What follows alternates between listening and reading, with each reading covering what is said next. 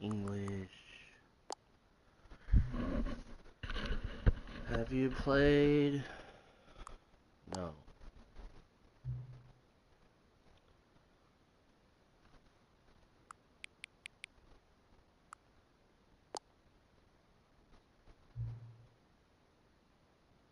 The current time?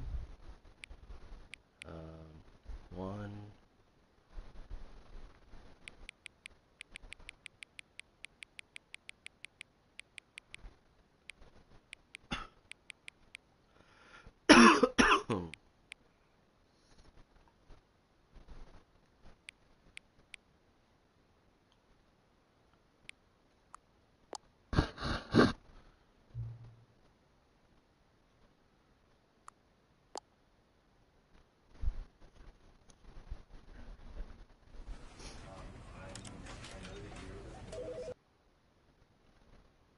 Already? This is the story of a man named Stanley. Stanley worked for a company in a big building where he was employee number 427. Employee number 427's job was simple. He sat at his desk in room 427 and he pushed buttons on a keyboard. Orders came to him through a monitor on his desk, telling him what buttons to push, how long to push them, and in what order. This is what employee 427 did every day of every month of every year. And although others might have considered it soul-rending, Stanley relished every moment that the orders came in, as though he had been made exactly for this job. And Stanley was happy. And then one day, something very peculiar happened. Something that would forever change Stanley. Something he would never quite forget. He had been at his desk for nearly an hour when he realized that not one single order had arrived on the monitor for him to follow. No one had showed up to give him instructions, call a meeting, or even say hi. Never in all his years at the company had this happened, this complete isolation. Something was very clearly wrong. Shocked, frozen solid, Stanley found himself unable to move for the longest time. But as he came to his wits and regained his senses, he got up from his desk and stepped out of his office.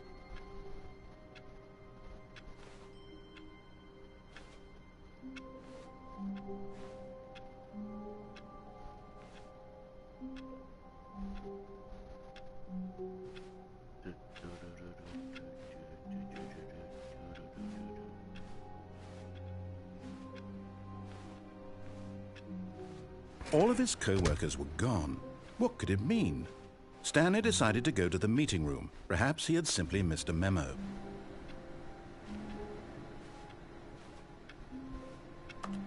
No matter how hard Stanley looked, he couldn't find a trace of his co-workers.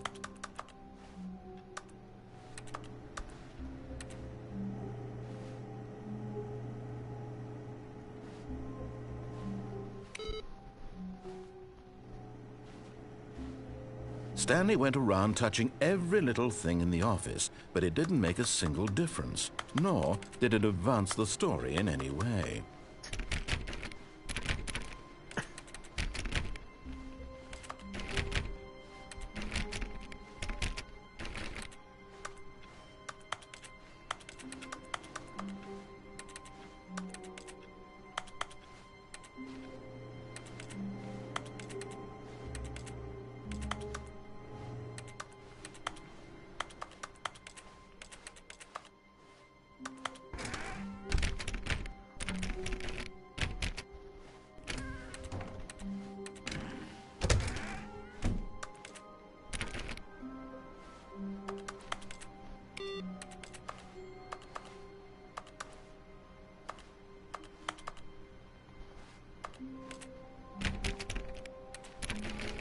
Botones!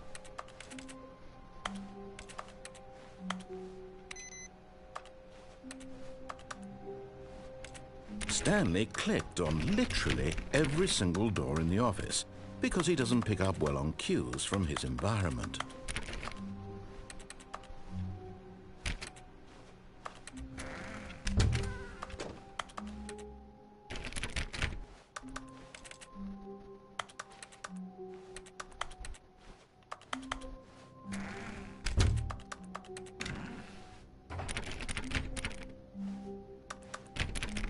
Click on everything.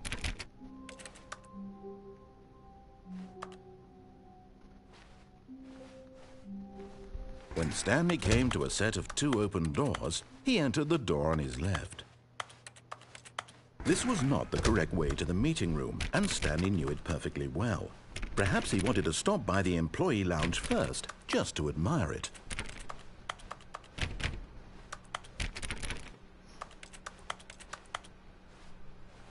Ah, yes, truly a room worth admiring. It had really been worth the detour after all, just to spend a few moments here in this immaculate, beautifully constructed room. Stanley simply stood here, drinking it all in. But eager to get back to business, Stanley took the first open door on his left.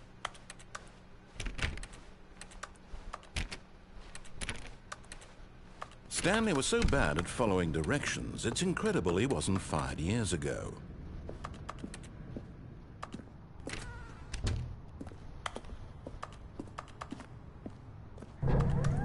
Look, Stanley, I think perhaps we've gotten off on the wrong foot here. I'm not your enemy, really, I'm not. I realize that investing your trust in someone else can be difficult, but the fact is that the story has been about... What? Really? I was in the middle of something. Do you have zero consideration for others? Are you that convinced that I want something bad to happen to you? Why, I don't know how to convince you of this, but I really do want to help you, to show you something beautiful. Look, let me prove it. Let me prove that I'm on your side. Give me a chance. Now listen carefully, this is important. Stanley walked through the red door. Aha, perhaps you misunderstood. Stanley walked through the red door.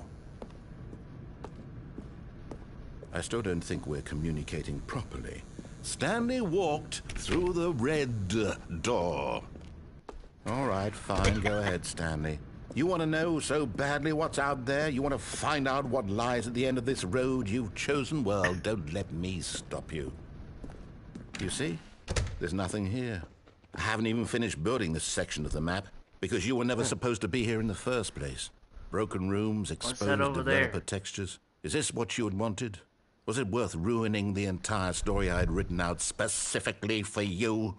Do you not think I put a lot of time into that? Because I did. And in the end, it was all for nothing. Because this is what you wanted to see. Help me here, Stanley. Help elucidate these strange and unknowable desires of yours. What would have made this game better? What did you want to see? Vehicles? Skill trees? Work with me. You've given me absolutely nothing so far. Tell you what. Let me take a stab in the dark at a new design, and you can give me some feedback. There we go. A third option. This already feels leaps ahead of where we were before. Go ahead, Stanley. Take it for a spin.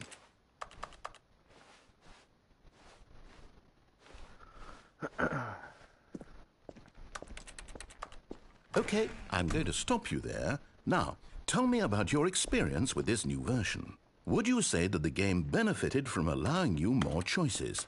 Feel free to be honest. I'm looking for some real critical feedback here. A 1? I mean, I can understand if you had reservations, you saw ways the game could be improved to more fully express itself mechanically and artistically, but a 1? That's not even helpful. What am I supposed to do with that? But I guess it isn't my place to judge. Here, based on the data from your previous playthrough, I've compiled a new version. And to be perfectly candid, I think I've knocked it out of the park with this one. Let's take a look.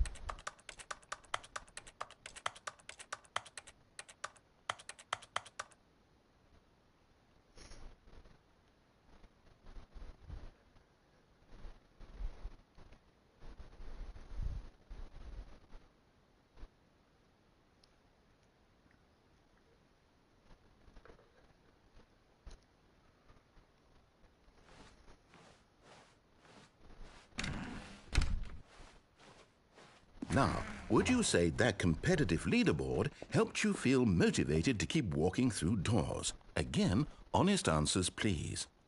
Hey, I nearly forgot. I've got a prototype of a new game I've been working on, and now would be a lovely opportunity to give it some playtesting. You wouldn't mind taking a look at it, would you? Perfect. Let me boot it up. In this game, the baby crawls left towards danger. You click the button to move him back to the right, and if he reaches the fire, you fail.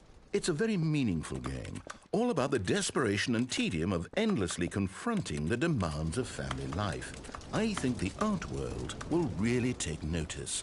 But of course, the message of the game only becomes clear once you've been playing it for about 4 hours. So why don't you give it 4 hours of play to make sure it's effective? Be sure to keep notes on your experience.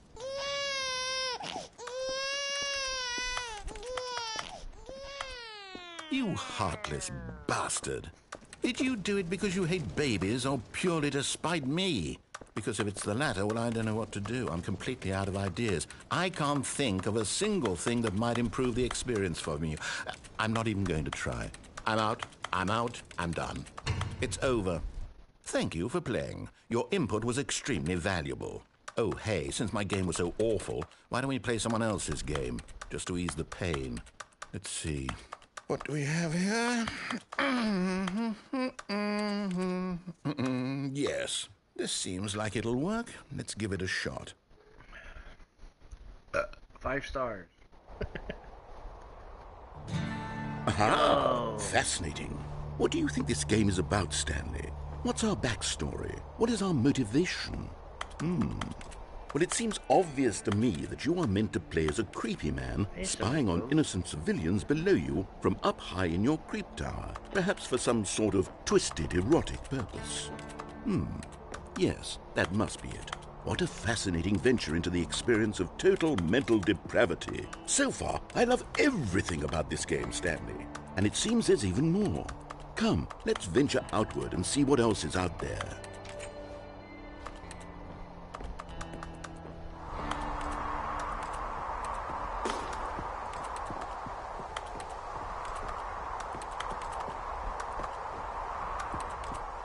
Oh, no. No, it can't be.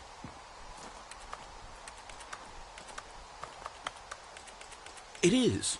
It's an open world game. Good God, quickly, block it off. Oh, thank goodness, Stanley. What a close call. You nearly wandered off into that thing. That big, open, just wandering around. No right or wrong directions. No path to follow. You can just go in any... Oh, thank heavens we avoided it. We're out of the woods now, Stanley. Okay, I'm going to get us out of here. Let's find another game. Preferably something with walls. Something with nice, big, insurmountable walls. Okay, I think this will be just the thing.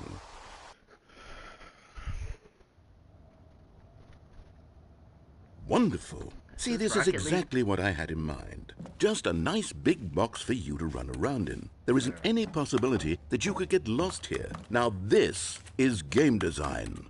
Stanley, if you manage to get lost in this game, I will be phenomenally impressed. Okay, so what exactly do we do here? Let's see. There are lots of cars here in the back, but obviously there's no racetrack. Okay, I'm seeing that there's a ball of some kind back here. Is this game sports ball? Stanley, I think it's sports ball. Oh, what fun. We shall run the bases and do a touchdown together. Yes, I think surely we must. Okay, Stanley, here's the ball. Have fun.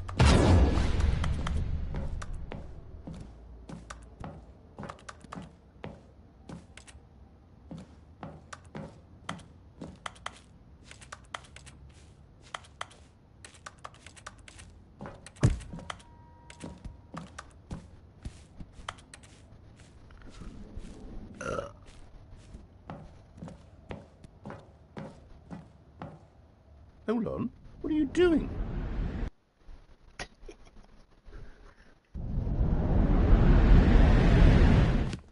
Stanley, don't do that. I can't follow you there. I can't help you. How will you write a story without me? You can't do it. You know that. Stanley, come back. Peace and quiet.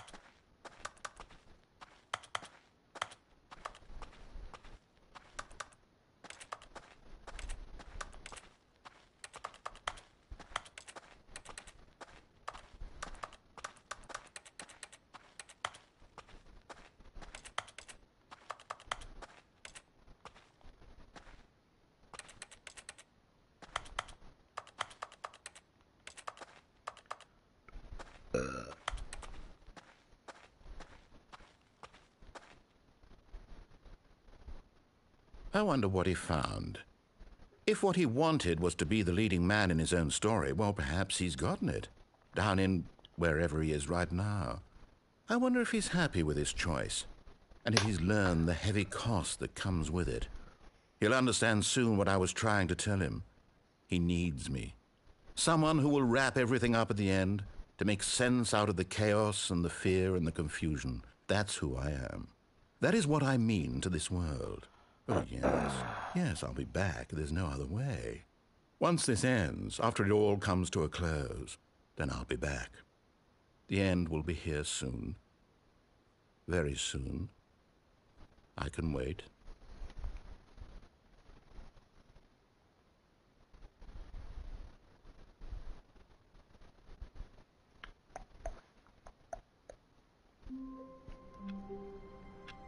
Back here again.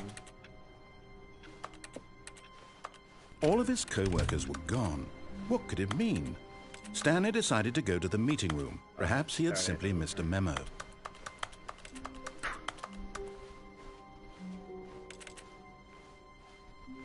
When Stanley came to a set of 2 open doors, this was not the correct way to the meeting room, and Stanley knew it perfectly well. Perhaps he wanted to stop by the employee lounge first, just to admire it. Wow, yes, this room. But eager to get back to business, Stanley took the first open door on his left. Stanley was so bad at following directions, it's incredible he wasn't fired years ago.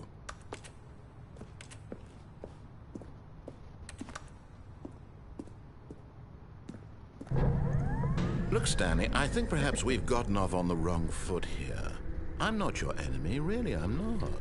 I realize that investing your trust in someone else can be difficult, but the fact is that the story has been about nothing but you all this time. There's someone you've been neglecting, Stanley. Someone you've forgotten about. Please, stop trying to make every decision by yourself. Now, I'm not asking for me. This is it, Stanley. Your chance to redeem yourself. To put your work aside. To let her back into your life.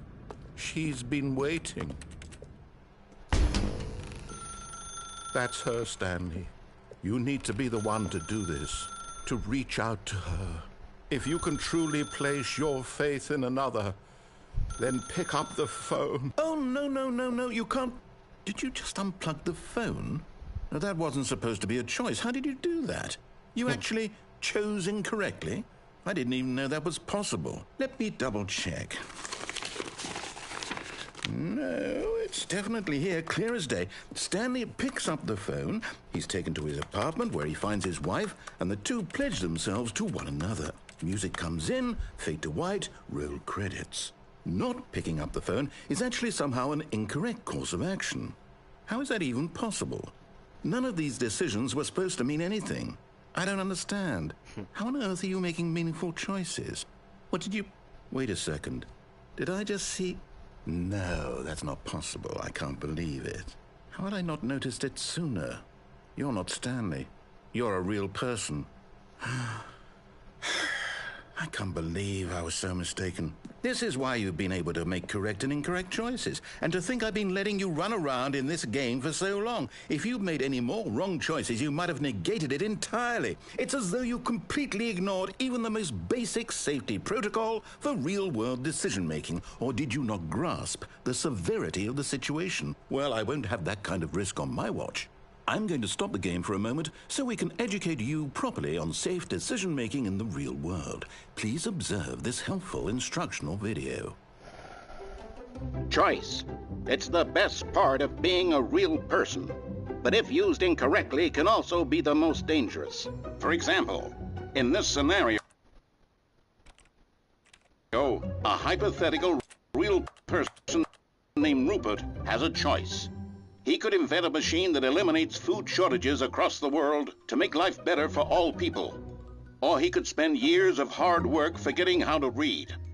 Which choice would you make? Remember that unlike here, the real world makes sense, and at no time should you make a choice that does not conform to rational logic. If you find yourself speaking with a person who does not make sense, in all likelihood, that person is not real. Allow the person to finish their thought, then provide an excuse why you cannot continue talking. Turn to a partner and practice saying, "My goodness, is it 4:30? I'm supposed to be having a back, sack, and crack." Excellent. Making choices on a regular basis is the best part to a healthy decision-making process. Most medical professionals recommend making at least 8 choices per day. Do you make more than 8? Less? And finally, if you begin to wonder if your choices are actually meaningful and whether you'll ever make a significant contribution to the world, just remember that in the vast infiniteness of space, your thoughts and problems are materially insignificant, and the feeling should subside. At this time, your instructor will guide you in an exercise to test and reinforce the material covered in this video. Welcome back. You may have noticed that this room has begun to deteriorate as a result of narrative contradiction. But not to worry. Now that you're properly informed on good decision-making, we're going to revisit a choice you made just a few minutes ago and see what the correct thing to do would have been. This way, please.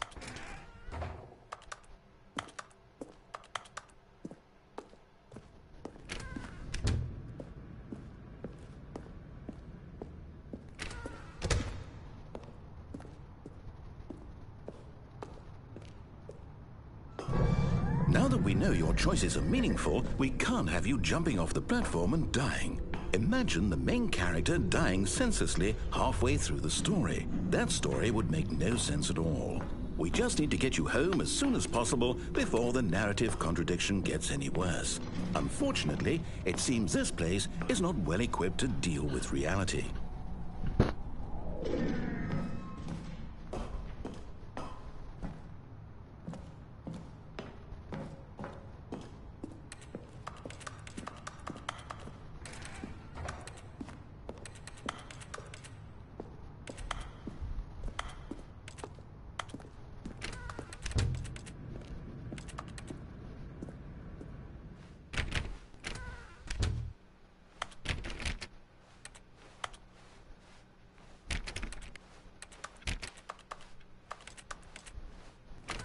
Almost there. You'll take the door on the left, back to the correct ending, the story will have resolution once again, and you'll be home free in the real world.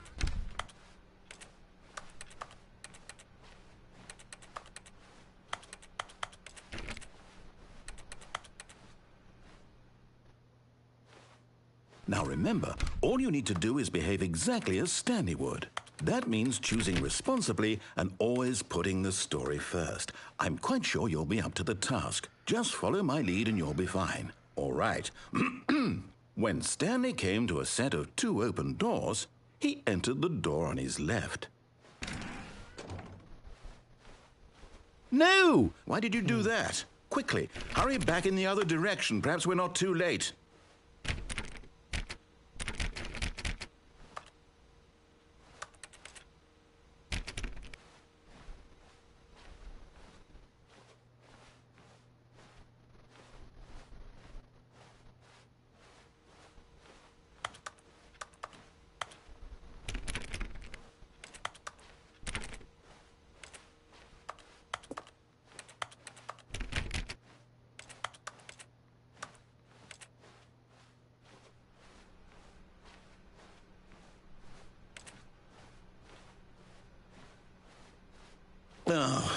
It's ruined. I can't believe, after everything we talked about, that my story, you've destroyed my work. Why? For what? What did you get out of that? What did you think was so special about seeing the game undone, left here like so much garbage? It's worthless now. And what am I supposed to do? Even if there were a way to continue, would it be worth it?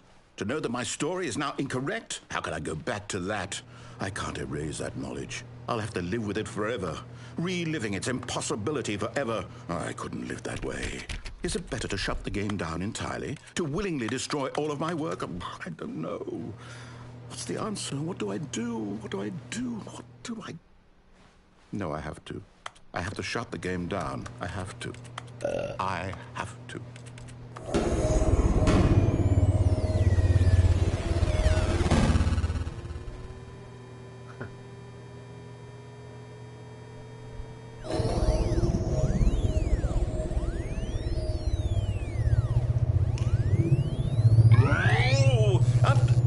I'm here. I'm still here. Here in this pile of rubbish. With you. You. Who thought you were so clever. Now look where we are. My entire game is destroyed. It was the only thing in the world that was mine, and you've run it into the ground. What, did you think that would be funny? You just had to see? Didn't I impress upon you how important it was to be like Stanley? He actually knows how to do what I tell him to. He understands that if I say to do something, there's a damn good reason for it. That thought hadn't even occurred to you, had it? That there's a world outside of you? You're a child. Oh, my story. If you'd just gone through the door on the left, you would have seen it. There was a whole underground facility. You would have destroyed it and been victorious. It would have been so perfect. I worked so hard on it. I tried so hard to make... behave exactly as Stanley would. That means choosing responsibly and always putting the story first. I'm quite sure you'll be up to the task. Just follow my lead and you'll be fine. All right. When Stanley came to a set of 2 open doors, he entered the door on his left.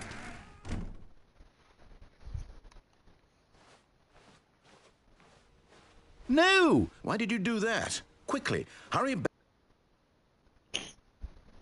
Behave exactly as Stanley would. That means choosing responsibly and always putting the story first. I'm quite sure you'll be up to the task. Just follow my lead and you'll be fine. All right. When Stanley came to a set of 2 open doors, he entered the door on his left.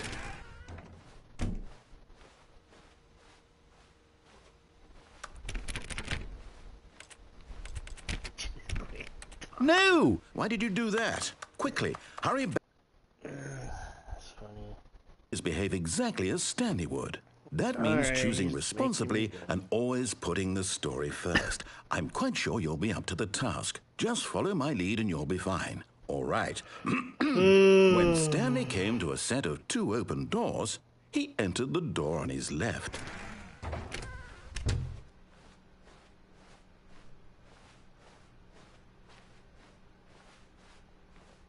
Yet there was not a single person here either. Feeling a wave of disbelief, Stanley decided to go up to his boss's office, hoping he might find an answer there.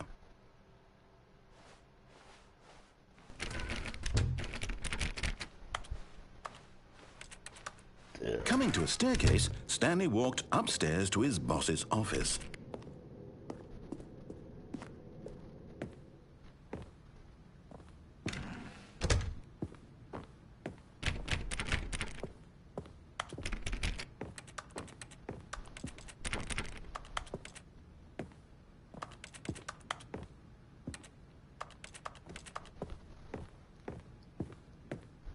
Stepping inside his manager's office, Stanley was once again stunned to discover not an indication of any human life.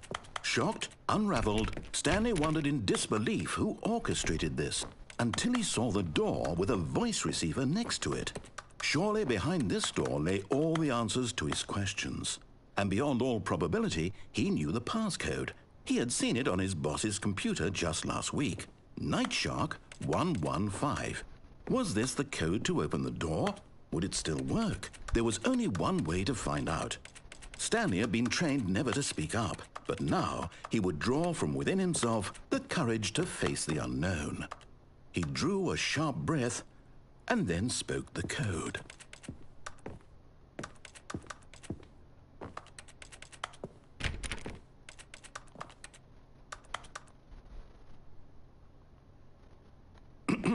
Stanley spoke the code. Night Shark 115. He spoke it into the receiver, right there on the wall.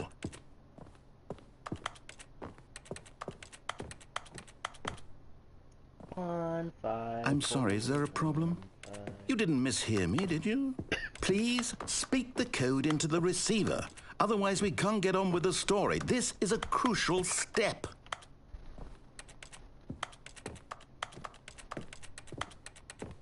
Okay, fine, you're not going to do it, but you know what? It's pretty humiliating to bring you this far, only for you to suddenly decide you have better things to do. I asked you for this one single thing, for your respect. The kind of respect Stanley shows for his choices. He knows what it means to take a story seriously. If you didn't want to see what I had to show you, then why did you come here? You had a choice, you know. You could have gone through the door on the right. You could have done whatever the hell you wanted over there. Why did you come this way? Speak. Say something to me. Explain yourself, you coward. You...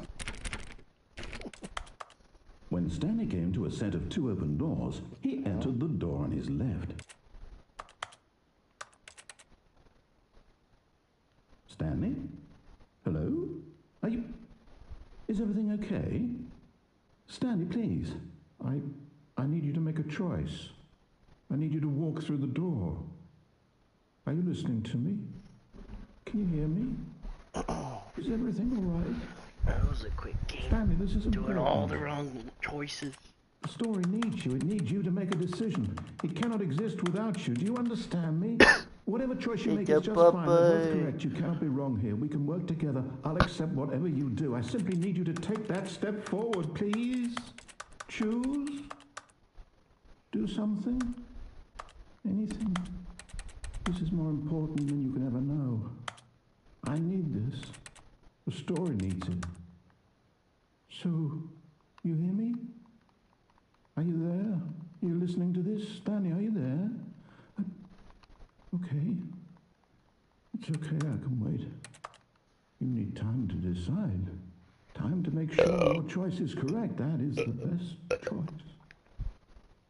That's all right. I'll wait for you to decide what's the right thing to do.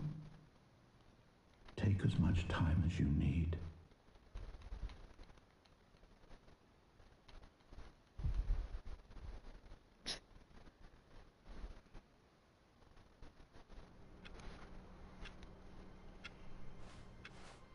All of his co-workers were gone. What could it mean? Stanley decided to go to the meeting room. Perhaps he had simply missed a memo.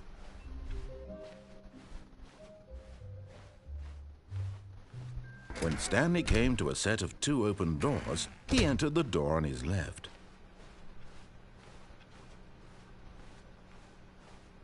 Yet there was not a single person here either. Feeling a wave of disbelief, Stanley decided to go up to his... Coming to a staircase, Stanley walked upstairs to his boss's office. But Stanley just couldn't do it. He considered the possibility of facing his boss. Admitting he had left his post during work hours, he might be fired for that. And in such a competitive economy, why had he taken that risk? All because he believed everyone had vanished. His boss would think he was crazy. And then something occurred to Stanley. Maybe, he thought to himself, maybe I am crazy. All of my co-workers blinking mysteriously out of existence in a single moment for no reason at all. None of it made any logical sense. And as Stanley pondered this, he began to make other strange observations. For example, why couldn't he see his feet when he looked down? Why did doors close automatically behind him wherever he went? And for that matter, these rooms were starting to look pretty familiar. Were they simply repeating? No, Stanley said to himself, this is all too strange. This can't be real. And at last, he came to the conclusion that had been on the tip of his tongue. He just hadn't found the words for it. I'm dreaming! he yelled. "This is all a dream." Oh, what a relief Stanley felt to have finally found an answer, an explanation. His co-workers weren't actually gone. He wasn't going to lose his job. He wasn't crazy after all. And he thought to himself, I suppose I'll wake up soon. I'll have to go back to my boring real-life job pushing buttons. I may as well enjoy this while I'm still lucid. So he imagined himself flying and began to gently float above the ground. Then he imagined himself soaring through space on a magical starfield, and it too appeared. It was so much fun, and Stanley marveled that he had still not woken up. How was he remaining so lucid? And then perhaps the strangest question of them all entered Stanley's head. One he was amazed he hadn't asked himself sooner. Why is there a voice in my head dictating everything that I'm doing and thinking? Now the voice was describing itself being considered by Stanley, who found it particularly strange. I'm dreaming about a voice describing me, thinking about how it's describing my thoughts, he thought. And while he thought it all very odd and wondered if this voice spoke to all people in their dreams, the truth was that, of course, this was not a dream. How could it be? Was Stanley simply deceiving himself, believing that if he's asleep, he doesn't have to take responsibility for himself? Stanley is as awake right now as he's ever been in his life. Now, hearing the voice speak these words was quite a shock to Stanley. After all, he knew for certain, beyond a doubt, that this was in fact a dream. Did the voice not see him float and make the magical stars just a moment ago? How else would the voice explain all that? This voice was a part of himself too. Surely, if he could just... He would prove it. He would prove that he was in control, that this was a dream. So he closed his eyes gently, and he invited himself to wake up. He felt the cool weight of the blanket on his skin, the press of the mattress on his back, the fresh air of a world outside this one. Let me wake up, he thought to himself. I'm through with this dream. I wish it to be over. Let me go back to my job. Let me continue pushing the buttons. Please, it's all I want. I want my apartment and my wife and my job. All I want is my life exactly the way it's always been. My life is normal. I am normal. Everything will be fine. I am okay.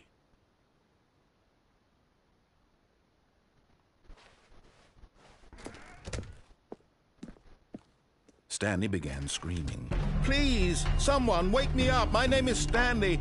I have a boss. I have an office. I am real. Please, just someone tell me I am real. I must be real. I must be. Can anyone hear my voice? Who am I? Who am I?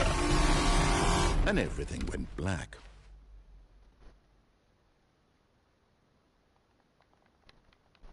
This is the story of a woman named Mariella. What the hell? Mariella woke up on a day like any other. She arose, got dressed, gathered her belongings, and walked to her place of work. But on this particular day, her walk was interrupted by the body of a man who had stumbled through town talking and screaming to himself, and then collapsed dead on the sidewalk. And although she would soon turn to go call for an ambulance, for just a few brief moments she considered the strange man. He was obviously crazy. This much she knew. Everyone knows what crazy people look like. And in that moment, she thought to herself how lucky she was to be normal. I am sane. I am in control of my mind. I know what is real and what isn't. It was comforting to think this, and in a certain way, seeing this man made her feel better. But then she remembered the meeting she had scheduled for that day, the very important people whose impressions of her would affect her career, and by extension, the rest of her life. She had no time for this, so it was only a moment that she stood there, staring down at the body. And then she turned and ran.